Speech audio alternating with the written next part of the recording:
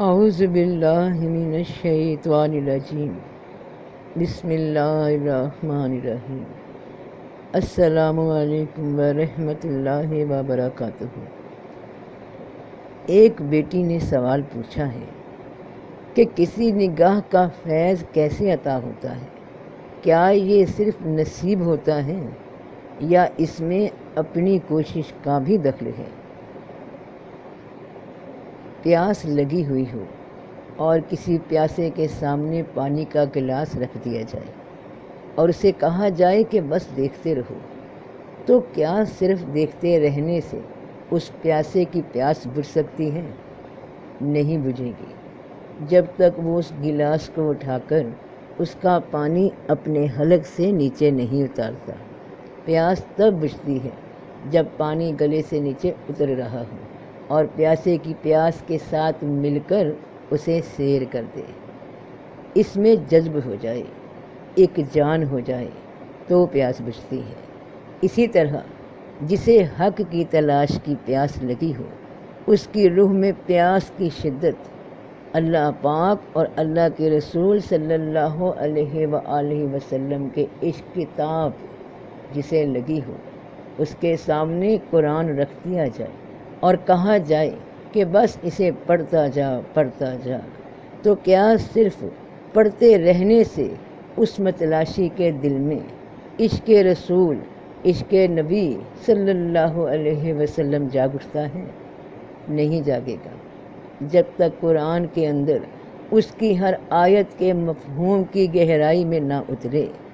یہ حق کی پیاس، یہ طلب تب بجھتی ہے جب کلام دل میں اثر کر رہا ہو، اتر رہا ہو اور طلبگار کی طلب کے ساتھ مل کر اسے پورا کر دے، اس میں جذب ہو جائے، ایک جان ہو جائے، یعنی کلام کی تاثیر اثر کر جائے، تو اللہ کا فیض، رسول اللہ صلی اللہ علیہ وآلہ وسلم کا فیض محبت کے راستے دل میں اترنے لگتا ہے۔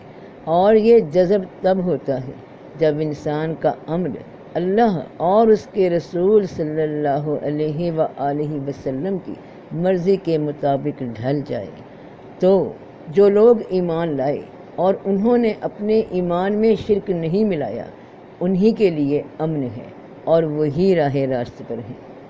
ہم جس کے چاہے درجے بلند کرتے ہیں، بے شک تیرا رب حکمت والا، جاننے والا ہے۔ اور اسماعیل اور یسع اور یونس اور لوط اور ہم نے سب کو سارے جہان والوں پر بزرگی دی، اور ان کے باپ دادوں اور ان کی اولاد اور ان کے بھائیوں میں سے بعضوں کو ہم نے پسند کیا اور ہم نے انہیں ہدایت دی سیدھی راہ کی طرف۔ یہ اللہ کی ہدایت ہے اپنے بندوں میں جسے چاہے اس پر چلاتا ہے۔ اور اگر یہ لوگ بھی شرک کرتے تو البتہ سب کچھ ضائع ہو جاتا جو کچھ انہوں نے کیا تھا۔ ان کے لیے سلامتی کا گھر ہے ان کے رب کے ہاں، اور وہ ان کا مددگار ہے ان کے اعمال کے سبب سے۔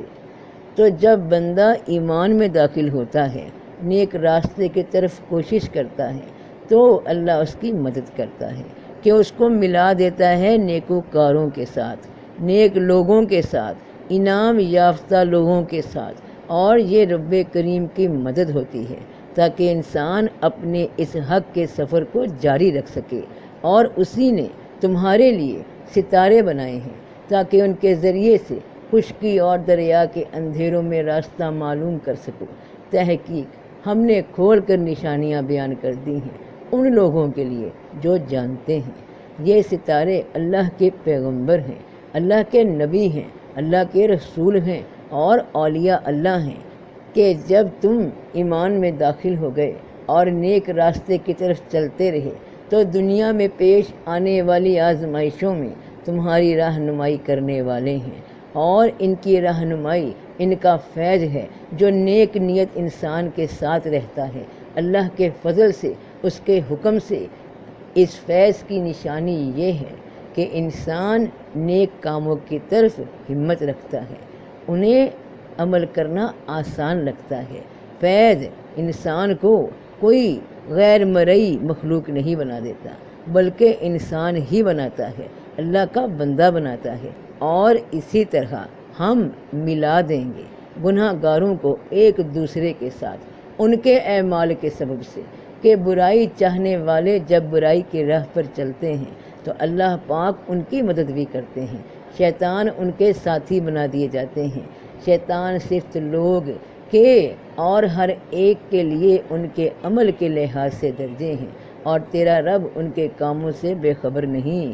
تو کسی کی نگاہ کے فیض کا مرحلہ ہی تب شروع ہوتا ہے جب صرف نصیب نہیں بلکہ نصیب نیک ہو، اور نصیب تب نیک ہوتا ہے جب نیکی کی جانب کوشش ہو، عمل ہو۔ تو اللہ پاک انسان کو ہدایت کی راہ پر، آسانی کی راہ پر، خیر کی راہ پر چلا دیتے ہیں، اور اللہ کریم ہی اپنے نیک انعام یافتہ بندوں میں سے کسی ایک کو تمہاری ہدایت کے لیے چن لیتے ہیں، اور وہ انسان پھر آپ کی رہنمائی کرتا ہے، روحانی طور پر بھی، دنیاوی طور پر بھی۔